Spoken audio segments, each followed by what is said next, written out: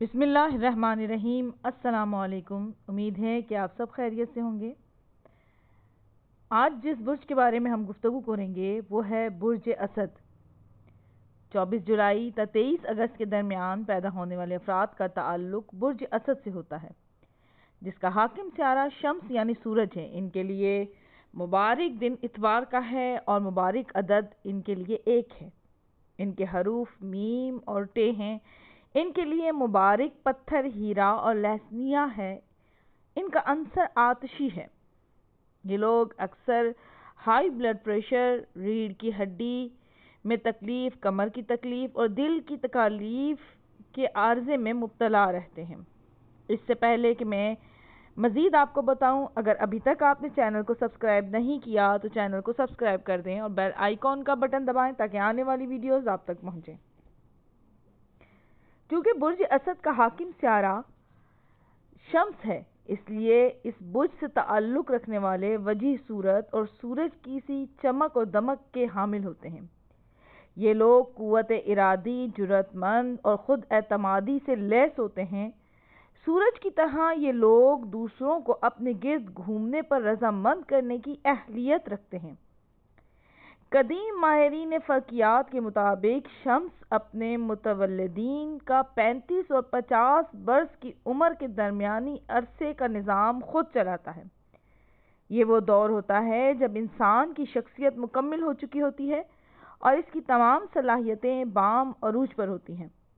وہ ہنرمندی اور تجربے سے لیس ہو چکا ہوتا ہے اور شخصیت کے اظہار کے بہترین مواقع اس کے اختیارات میں ہوتے ہیں۔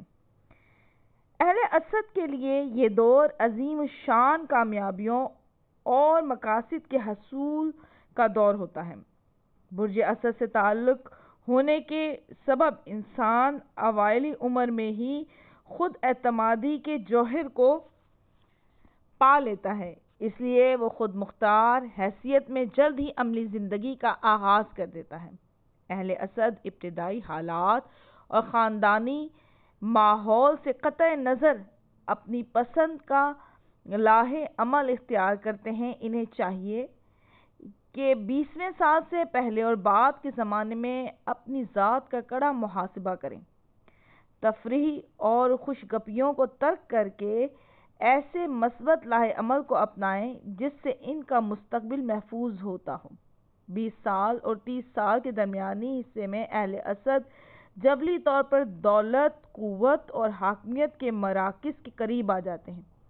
دولت اور اقتدار ان کے دست قدرت میں ہوتے ہیں۔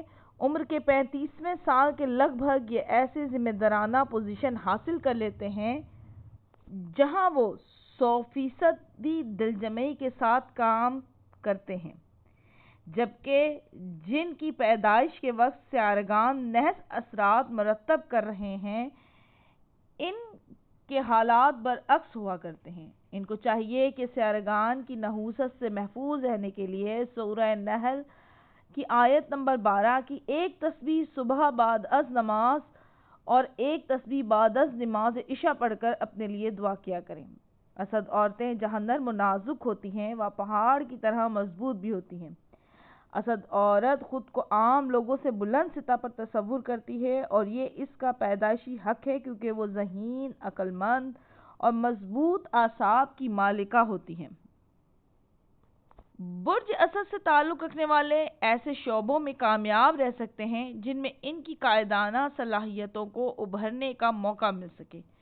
طبیعیاتی نقطۂ نگاہ سے ان کے اعصاب کا مرکز قلب یعنی دل ہے۔ ان کو کمر، پسلیوں کی خاص طور پر حفاظت کرنی چاہیے کیونکہ ان کے اکثر امراض کا سرچشمہ یہی اعضاء ہوتے ہیں۔ انہیں اپنی صحت بہتر رکھنے کے لیے وٹامن اے اور ڈی، B2، B12 اپنی غذا میں ضرور شامل رکھنا چاہیے۔ یہ وٹامن گاجر، انڈے، خوبانی، آلو، پنیر، اجناس، دودھ اور کلیجی میں پائے جاتے ہیں۔ آئرن کی کمی دور کرنے کے لیے اسٹرابیری اور دیسی مرغی کھائیں اور ٹینس کھیلیں۔ امید ہے کہ آپ کو یہ ویڈیو پسند آئے گی۔ اسے لائک، شیئر کیجیے گا، اپنی قیمتی رائے کے لیے کمنٹ کیجیے گا۔ اب مجھے اجازت دیجیے، اللہ حافظ۔